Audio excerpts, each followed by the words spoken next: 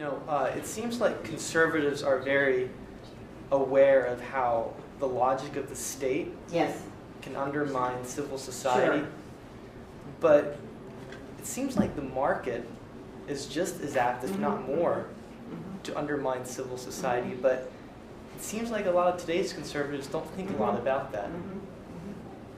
Would you agree with that? Like that the market is could undermine civil society just as much as the state? Sure.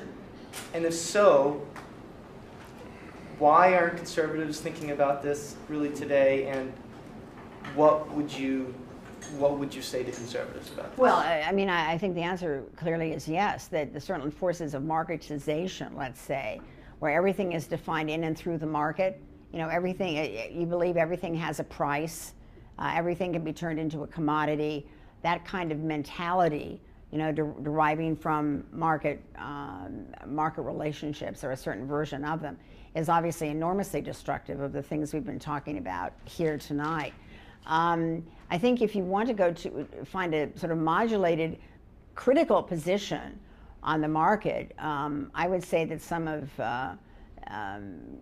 I'm thinking of John Paul II, papal encyclical Solicitudo Rei Socialis, which is really brilliant on, the distinguishing between a free economy, that is, it's not an economy that's commanded from the top by the state, distinguishing between that and a consumerist, marketized culture, that is filled with superfluities of goods that are readily that are evanescent and vanish, that keeps generating needs that it can't meet, but we're driven to consume. So all of that, I think, is terribly important. And let me just quickly, David, but it strikes me that those are issues that that whether you're a liberal conservative or something in between, you should pay some attention to. And I think the problem is that many conservatives have tended to equate any criticism of